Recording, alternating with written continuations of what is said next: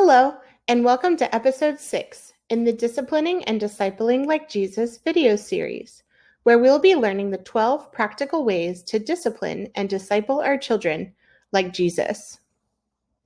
If you would like a brief overview of this series, check out part 8 from the Gospel-Based Parenting playlist, which answers the question, how does Jesus discipline? I'll go ahead and put a link below in the description. These are the 12 ways that Jesus disciplined or taught his disciples. And these are the 12 ways that we can also practice true biblical discipline with our own disciples, our children.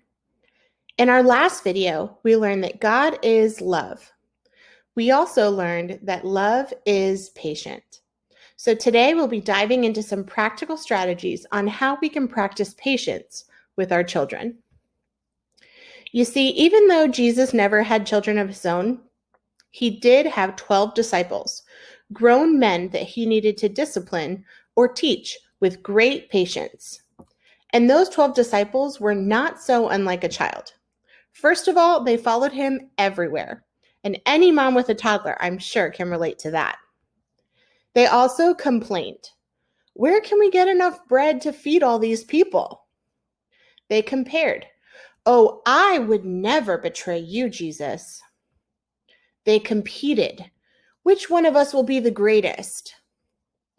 And even though Jesus is the perfect example of patience, there were times that even he got frustrated with them, to the point that 3 of the 4 Gospels tell us that Jesus once exclaimed, "How long must I put up with you?"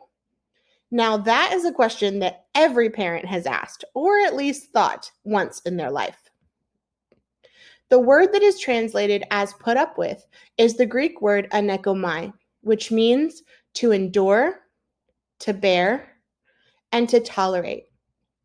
And I know that there are days where I feel like I simply cannot endure one moment longer, or I'm struggling to bear the physical or emotional burden that is required of me as a mom. And to be honest, there are days when I feel like I can barely even tolerate my children. And on those days, I want you to remember that you are not alone. Jesus understands every weakness of ours because he was tempted in every way that we are, but he did not sin. So whenever we are in need, we should come bravely before the throne of our merciful God. There we will be treated with undeserved kindness, and we will find help. Hebrews 4:15 through 16. What a great reminder. Jesus often felt frustrated with his disciples, and he would make sure to take time to get away from them in order to spend time alone with God and to refresh his soul. So our first step in practicing patience is to spend time alone with God. While we may not have 40 days to be alone with God in the wilderness, we might only have a few minutes to lock the bathroom door and spend some time with God in there. But you can spend time with God anytime, anywhere. Share with him your struggles to be patient. Ask him for help and take comfort in him. The next practical way to practice patience is something so simple, but it has truly made a profound difference for me and my family. Take a deep breath, or 10. There's a lot of science that shows the power of deep breathing for our physical and our mental health. If you find that your patience is wearing thin, stop and focus on taking 10 deep breaths. Breathe in your nose and out of your mouth, and remember, the Spirit of God has made me, and the breath of the Almighty gives me life. Job 33:4. The third thing that we can do to practice patience is to identify triggers. I found that there tend to be certain times when I struggle to be patient with my child because I'm triggered by other things that are happening in my life.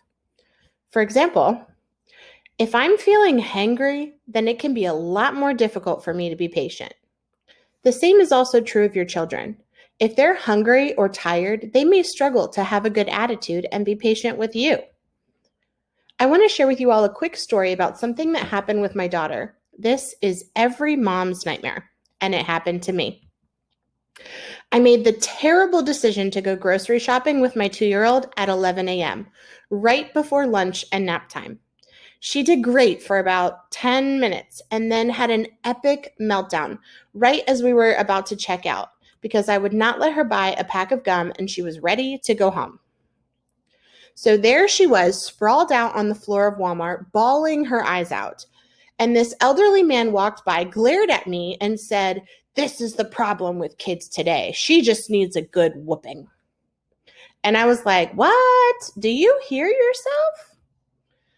I really got that my daughter was sprawled out on the floor of Walmart having this epic meltdown because of a choice that I made for her. I chose to run my errands when she was both hungry and tired, errands that could have easily waited until after lunch or after nap time. My choices triggered an emotional response in her. She was not giving me a hard time, she was having a hard time. So instead of getting angry and impatient with her, I knelt down on the ground next to her and I said, "Wow, you really wanted to buy this pack of gum, and you're upset because I said no. I know you're hungry and tired, and we'll go home now and get you something to eat. But in the meantime, can I give you a hug?" She immediately stopped crying and looked at me like the Puss in Boots meme and nodded her head yes. We hugged, and I practiced taking deep breaths, as we mentioned before, to help her regulate her emotions and to help me regulate mine. And then once we were both calm, we checked out peacefully and went home. But that whole story would have turned out completely different for both of us if I had simply responded to her with my own impatience, instead of acknowledging the choices that I had made that had contributed to her feeling impatient. And just like I was able to identify the triggers in my daughter, it's important for me to be able to identify the triggers in me. I may find that I lack patience when I'm hungry or tired or stressed or worried or overwhelmed or frustrated or annoyed or struggling to multitask. And then once I can identify those triggers, then I can cultivate healthy choices. A practical way to practice patience is to cultivate healthy choices, like eating healthy, getting exercise, spending quality time with friends and family, making time for self-care, and also getting adequate rest. I know that if I've not gotten a good night's sleep, it will be much more difficult for me to respond to my children with patience than when I have been able to fully rest. I also know that if I don't give myself adequate time to get ready in the mornings, then I also tend to be impatient with my children and with myself. Something as simple as setting my alarm clock 30 minutes earlier helps me to not wait until the last minute. If I make time to exercise and help burn off some of the stress of the day, then I find that I'm much more patient with my family when they need it most. And last but not least, the fifth way that we can practice patience is to keep improving. Patience is not a light switch that we can just turn on and off. It takes time and energy and effort, and it's something that we will all have to work on for the rest of our lives. So don't give up. To help you remember all 5 practical tips for practicing patience, I want you to remember to stick with it. S, spend time alone with God. T, take a deep breath. I, identify triggers. C, cultivate healthy choices. And K, keep improving. And this concludes part 6 in the Disciplining and Discipling Like Jesus video series. Take some time to leave a comment sharing your tips and tricks for being patient. When is the situation that you are tempted to be impatient? And how can you choose to respond with patience instead? Be sure to check out part 7, where we will be learning to discipline or teach our children through extending grace. This video series is based on my book, Gospel-Based Parenting, which is available for purchase on Amazon.com. You can also download a copy of my book from my website, www.peacefulworldschoolers.com.